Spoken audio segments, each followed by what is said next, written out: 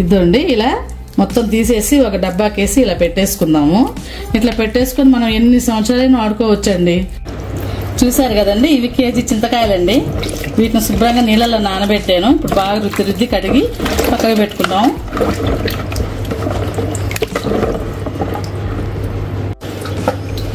ఎప్పుడైనా కొనుక్కునేటప్పుడు అండి కాస్త బాగా ఇట్లా కండ ఉండే కాయలు తీసుకోవాలి. కండ ఉండే కాయలు అయితే బాగా ఉంటుందండి పచ్చడికి. ఈ శుభ్రంగా కడుక్కోవాలండి 1-2 సార్లు. మట్టి ఉంటుంది మన గాలికి ధూళికి చెట్లకి మట్టి వస్తుంది కదండి, మట్టి అంతా ఉంటుంది. శుభ్రంగా కడిగేసుకోవాలి. కడిగి తడి లేకుండా బాగా ఆరబెట్టుకొని తర్వాత కట్ చేసుకోవాలండి. ఈ కాళ్ళు ఇవన్నీ ఇప్పుడు తీయొద్దు, ఇప్పుడు తీస్తే వాటర్ వెళ్ళిపోతాయి లోపలికి, అందుకే తీయట్లేదు.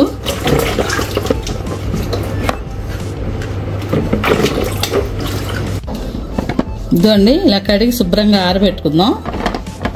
ఒక పొడి క్లాత్ వేసి ఆరబెట్టుకుందాం. ఆరిపోయాక ఇవన్నీ ఈ ఎండ్లు ఈ కాడలు ఇవన్నీ తీసేసుకుందాం. ఎప్పుడైనా బాగా ముదిరిన కాయే తెచ్చుకోవాలండి, లేతకాయలు వద్దు, పచ్చడి బాగోదు.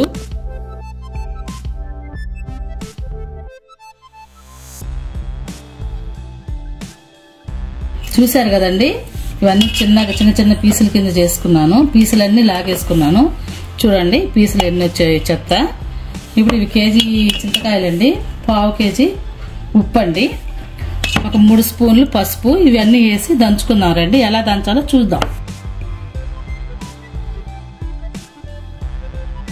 చూడండి ఇలా శుభ్రంగా రోలు కడిగి శుభ్రంగా పొడుగుడుతో తుడిసి ఆరబెట్టుకోవాలి.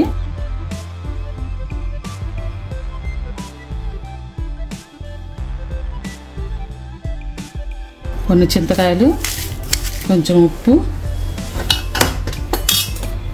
కొంచెం పసుపు వేసి పచ్చ దంచి పక్కకు పెట్టుకుందాం.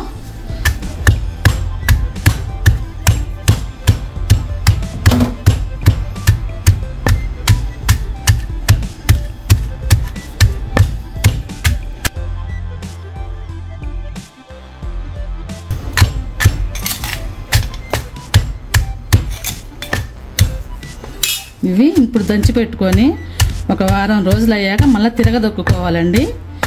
ఆ తిరగదొక్కేటప్పుడు ఏమేమి వేయాలో మళ్ళీ చూపిస్తాను. ఇప్పుడు ప్రస్తుతానికైతే ఉప్పు పసుపు వేసి కాస్త కచ్చాబచ్చ దంచి పక్కకు పెట్టుకుందాం.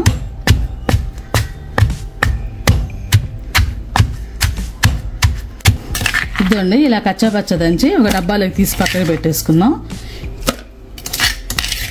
ఈ చింతకాయలన్నీ ఇలాగే దంచేసుకుందామండి.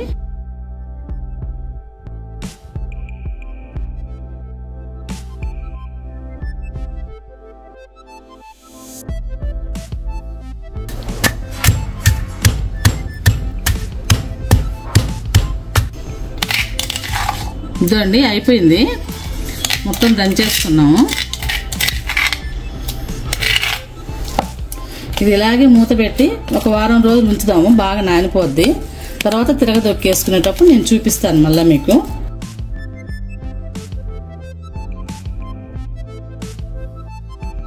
– 50 గ్రాముల మెంతులు అండి, దోరగా వేపుకుందాము. ఇదండి వేగిపోయాయి. స్టవ్ ఆపేసుకొని కొంచెం చల్లారి పెట్టుకుందాం. ఇదండి చల్లారిపోయాయి బాగా. మిక్సీ జార్లో వేసి మెత్తగా పౌడర్ చేసుకుందాం. ఇదండి మెంతులు మెత్తగా దోరగా వేపేసి మెత్తగా పౌడర్ చేసి ఒక బౌల్లో వేసుకున్నాము. ఈ చింతతొక్కు కరెక్ట్గా ఈ రోజుకి 1 వీక్ అండి దంచి కచ్చాబచ్చ దంచి పెట్టుకున్నాం కదండి. ఇప్పుడు తిరగదొక్కుందాము, అది ఎలాగో ప్రాసెస్ చూపిస్తాను మీకు. ఇదండి ఈ చింతతొక్కు బాగా ఊరిపోయింది కదండి, 1 వీక్ అయింది కదండి. 2 సార్లుగా దంచుకుందాము. ఇది కేజీ చింతకాయలు, 1/2 కేజీ ఉప్పు అండి తొక్కి పెట్టాము. ఇదండి ఈ మెంతిపిండి సగం వేసుకుందాం, 2 సార్లుగా దంచేసుకుందాము.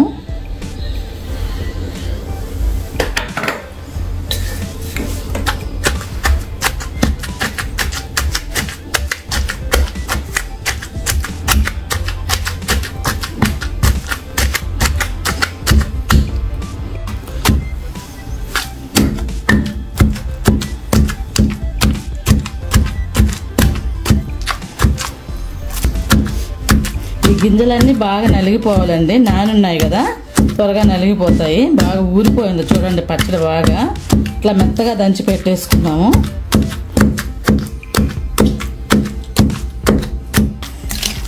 ఇది బాగా మెత్తగా అయిపోయిందండి. ఒక బౌల్లోకి తీసేసుకుందాము.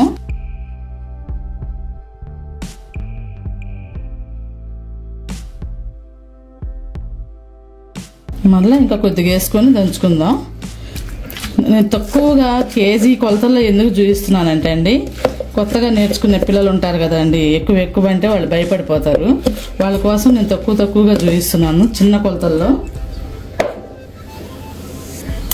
ఇదండి కొంచెం మెంతి పిండి వేసుకుందాం. ఇంకొక వాయికి ఉంది, అప్పుడు ఆ పిండి కూడా వేసేసుకుందాం.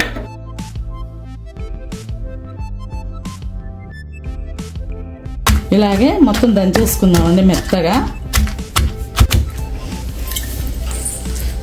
ఇదండి ఇలా మొత్తం దంచేసుకొని ఒక ప్లాస్టిక్ డబ్బాలో వేసి పెట్టుకుందాము. సంవత్సరం అంతా వస్తుంది. సంవత్సరం ఏందండి, 2-3 సంవత్సరాలైనా వస్తుంది.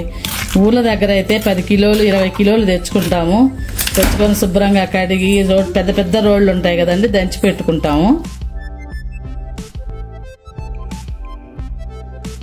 ఇదండి ఇలా మొత్తం తీసేసి ఒక డబ్బాకేసి ఇలా పెట్టేసుకుందాము.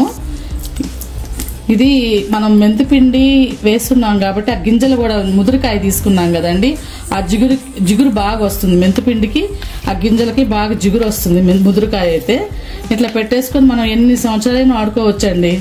ఊరి దగ్గర అనుకోండి 10 కేజీలు 20 కేజీలు తెచ్చుకుంటామండి. తెచ్చుకొని పెద్ద రోళ్ళలో దంచి చేసుకుంటాము. చాలా బాగుంటుందండి. ఇది ఎన్ని సంవత్సరాలైనా చెక్కు చెదరదండి ఈ పచ్చడి. ఈ చింతతొక్కుతో పచ్చడి ఎలా చేసేది నేను నెక్స్ట్ వీడియోలో చూపిస్తానండి. ఈ వీడియో ఎలా అనిపించిందో నాకు కామెంట్స్ లో చెప్పండి.